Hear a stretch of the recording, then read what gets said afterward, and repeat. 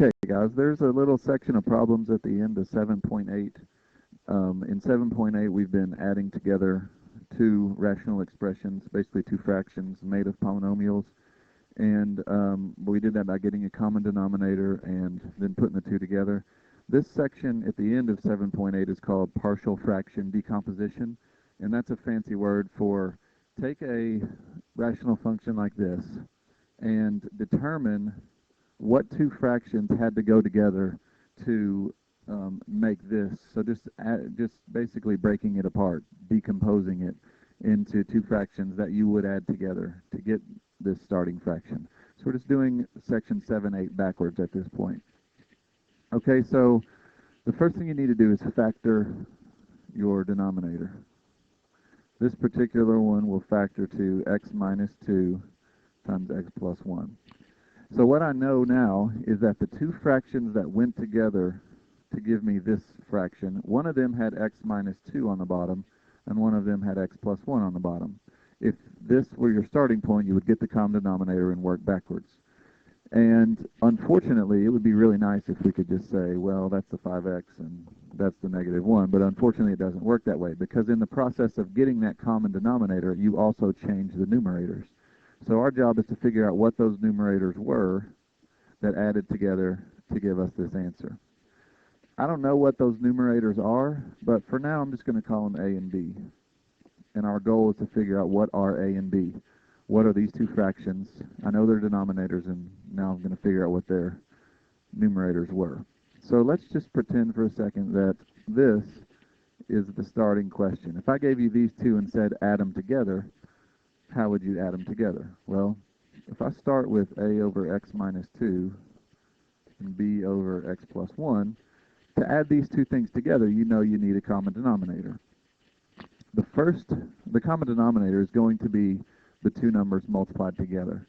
That's always a way to get a common denominator. Sometimes there's a smaller common denominator, but in this case there is not. So x minus 2 times x plus 1 is your common denominator, and it's your least common denominator.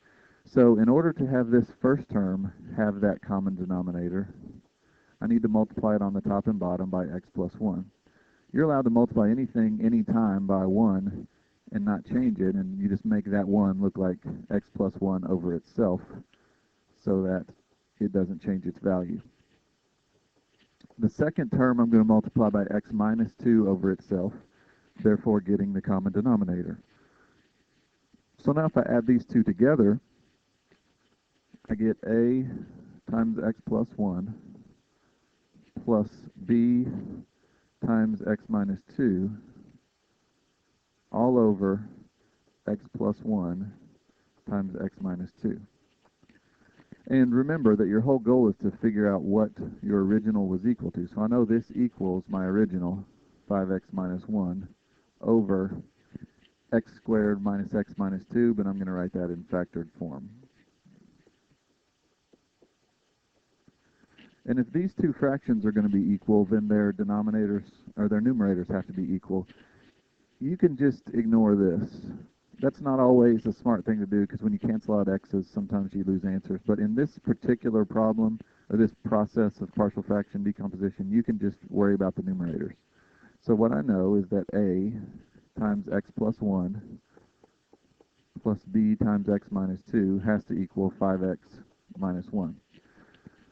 This is true for any x value. So you are free to let x be whatever you want. Our goal is to figure out what a and b are. It looks pretty difficult because we have one equation with three unknowns in it. We have a, x, and b. The trick, though, is this is good for x equals anything. So you can decide a value for x that's going to let you solve for a and b. For instance, let x be negative 1. Think about why I chose x as negative 1. When I choose x as negative 1, I plug it in.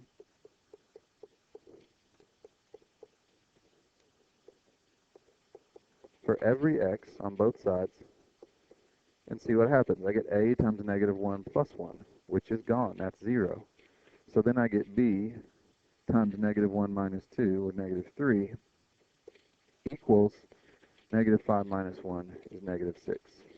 So now I've pretty much figured out what b is. Divide by -3, and b is equal to 2. Okay? So I know what b is, but I don't know what a is yet. So choose another convenient x value that's going to make b go away, and then you'll get a. So see if you know what I'm going to put right here. Pause and think about it if you want to. What is my next x? It's going to be x equals 2. All right, because when x equals 2, I get a times 2 plus 1 plus b times 2 minus 2. Therefore, eliminating the entire b equals 5 times 2 minus 1. So in other words, 3a plus 0 equals 10 minus 1, or 9, and a equals 3. So remember, our overall goal was to add up, or to figure out what two fractions would add together to give me my original problem. And my goal was to get a and b, and now I know what a and b are. So my a goes over x minus 2, so final answer, 3 over x minus 2. My b is equal to 2, and that was b was on top of x plus 1. So my second term is plus 2 over x plus 1. And we have divided a big rational function into two smaller rational functions. And you could double check yourself by adding these two together, just like we did in the rest of section 7-8, and confirming that those two do in fact equal 5x minus 1 over x squared minus x minus 2. I'm actually going to do that really quick. If I had these two to add together,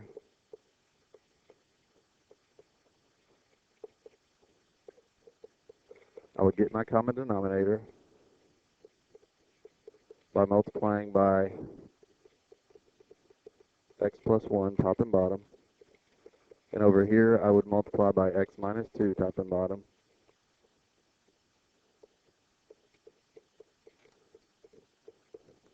Then on top, I get 3x plus 3 plus 2x minus 4 over the common denominator.